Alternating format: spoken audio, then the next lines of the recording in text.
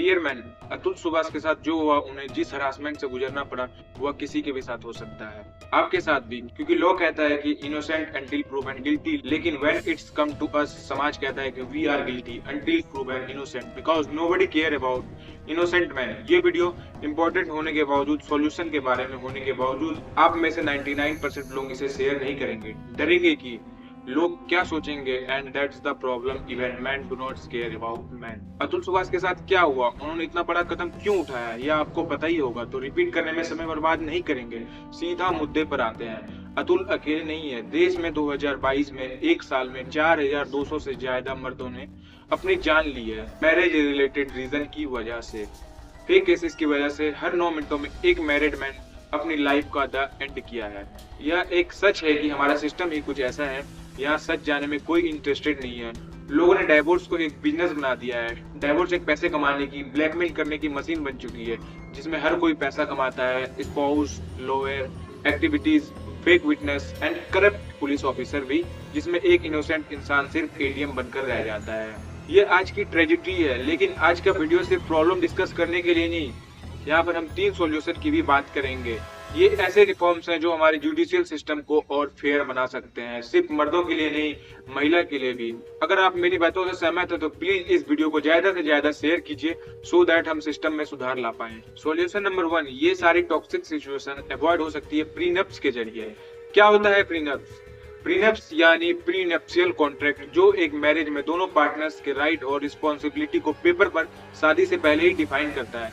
यानी शादी से पहले प्रॉपर निगोशिएट करो और फाइनेंस क्लियर कर लो। ये सिर्फ हस्बैंड के लिए नहीं, बल्कि वाइफ के लिए भी है। एक प्रोटेक्टिव मेजर होता है, ताकि बाद में लिटिगेशन प्रोसेस आसान हो जाए। अगर फ्यूचर में जाकर किसी रीजन से डाइवोर्स होता है तो वाइफ का किन बातों पर अधिकार है, कितना अधिकार है और किन बातों पर हस्बैंड का अधिकार है, क्लियर हो जाता है। यह शादी से पहले ही पूरी ट्रांसपेरेंसी मेंटेन होती है। एसेट, लायबिलिटीज, रिस्पॉन्सिबिलिटीज और अथॉरिटीज की पूरी तरह से सब कुछ बैलेंस करने का एक मौका मिलता है। लेकिन भारत में प्रीनप्स को गवर्न करने वाला कोई लॉ ही नहीं है। हम आज भी वही सत्युग के कॉन्सेप्ट को लिए बैठे हैं कि पति पत्नी का रिश्ता 7 जन्मों का रिश्ता होता है, जो हम डिवोर्स हो सकता है, इस बात को कंसिडर ही नहीं करते हैं। तो प्रीनप्स के बारे में सोचे ही क्यों, कोर्ट में होता है। प्रीनप्स को अक्सर कोई लीगल बैकिंग मिलती नहीं, यानी भारत में प्रीनप्स होकर भी ना होने जैसा ही है। तो प्रीनप्स कभी होते भी हैं, कभी नहीं भी। भारत में प्रीनप्स इलीगल है, लेकिन एलिमनी लीगल है। ये गलत बात है। इनफैक्ट पटियाला हाउस कोर्ट के जज हरीश कुमार ने भी कहा कि that time has come to make compulsory prenups agreement. Delhi court ने भी एडमिट किया कि प्रीनप्स की वजह से बाद में होने वाली मेंटल क्रूएलिटी से बचा जा सकता है, कोर्ट का समय भी बच सकता है। एनीवे, कोर्ट में इतने सारे केस पेंडिंग हैं और कपल्स हैप्पीली सेपरेट हो सकते हैं। Solution number 2, gender neutral laws बनाओ। आज भारत में जेंडर न्यूट्रल लॉ नहीं है। मतलब क्या है, समझाता हूँ। इंडियन पेनल कोड और भारतीय न्याय संहिता दोनों में से इस तरह से डिफाइन किया गया है कि सिर्फ एक मैन प्रोपरेटर हो सकता है और एक वुमेन विक्टिम। ये प्रॉब्लमेटिक है, क्योंकि अडल्ट मेल विक्टिम के लिए यहाँ कोई प्रोविजन ही नहीं है। अगर निर्भया टाइप केस हुई जहाँ गैंगरेप हुआ और वहाँ अगर एक्सक्यूज में एक महिला शामिल होती तो उस पर चार्जेस नहीं लगते। मर्दों को भी मर्द कर सकते हैं। इस पॉसिबिलिटी को डिनाई कर दिया गया है कि हमेशा मर्द ही एक्सक्यूज होते हैं और महिला ही विक्टिम। ये कैसा जस्टिस है? हमारा लॉ कहता है कि सिर्फ हस्बैंड और हस्बैंड के रिलेटिव ही वाइफ पर क्रूएलिटी कर सकते हैं, और एक नॉन बेलेबल कंज्यूजेबल ऑप्शंस है। हस्बैंड और उसके फैमिली को 3 साल या ज्यादा की जेल भी हो सकती है। यह लॉ इतना डेंजरस है कि सुप्रीम कोर्ट ने भी इस लॉ को मिसयूज होने की वार्निंग दी थी, जिससे एक वाइफ किसी भी बात का गुस्सा अपने हस्बैंड पर निकाल सकती है। चलो अब शादी के पहले की बात करते हैं। अगर शादी से पहले एक कपल रिलेशनशिप में है और वो इंटीमेट होते हैं और बाद में किसी रीजन से शादी नहीं होती, तो लड़के पर केस कर सकती है जिसने शादी का झूठा वादा किया और फिर शादी नहीं की। लेकिन अगर उल्टा हुआ तो क्या? लड़की ने शादी का वादा किया और शादी नहीं की, क्या लड़के को कोई लीगल रेमेडी है? नहीं। आपको क्या लगता है, क्या यह फेयर है? कमेंट्स में हमें जरूर बताइए। किसी को भी एक दूसरे को वर्बली अब्यूज नहीं करना चाहिए, गालियां देनी ही नहीं चाहिए। इसमें जेंडर की कोई बात है ही नहीं। लेकिन अगर लड़के ने लड़की को गाली दी तो उसे सजा होगी, लड़की ने लड़के को गाली दी तो कोई बात नहीं। ये कैसा न्याय है? महिलाओं को और लड़कियों को इमोशनल अब्यूज का भी प्रोविजन है, लेकिन लड़कों के लिए कुछ भी नहीं। यानी हमारा जस्टिस सिस्टम भी मानता है कि लड़कों को तो इमोशन होते ही नहीं, लड़के तो एक मशीन होते हैं या फिर एक एटीएम। एक साइड हम महिला सशक्तिकरण की बात करते हैं, लेकिन ऐसे जेंडर बेस्ड लॉ बनाकर हम महिलाओं को भी मैसेज दे रहे हैं कि आपको एक्स्ट्रा प्रोटेक्शन की जरूरत है क्योंकि आप कमजोर हो। Credit where is due. Bharatiya Nyaya संहिता और ट्रांसजेंडर को इंक्लूड करके जेंडर की डेफिनेशन और थोड़ी ब्रॉड कर दी गई है, लेकिन ये सफिशिएंट नहीं है। लॉ कमीशन ऑफ इंडिया ने 25 मार्च 2000 को लॉ मॉडिफाई करने की सजेशन भी दिया था, जहां उन्होंने जेंडर न्यूट्रल लैंग्वेज बनाने की सलाह दी थी। इवन 2013 में लीगल डेफिनेशन और ब्रॉड बनाने की सजेशन दी थी, लेकिन शायद ये सजेशन किसी ने सुनी ही नहीं। अंडरस्टैंड दिस कि जेंडर न्यूट्रल लॉज होना महिलाओं पर होने वाले अत्याचारों को अंडरमाइन नहीं करता, बस ये आर्गुमेंट रखता है कि लॉ के सामने एक मेल और एक फैमिली को सेम नजर से देखा जाए। जब हम जेंडर इक्वलिटी की बात करते हैं तो यह मुद्दे भी इम्पोर्टेंट हैं कि अतुल सुभाष के साथ जो हुआ वो कोई मर्दों के साथ होता तो कई ऐसे लोग जिन्होंने केसेस डॉक्यूमेंट किए हैं, फेक केसेस। महिला बहुत सारे मर्दों पर लगाती है, बहुत बार उन्हें उकसाया जाता है और बहुत बार as of form of revenge fake cases लाते हैं मर्दों पे, और सिस्टम ऐसा ही है।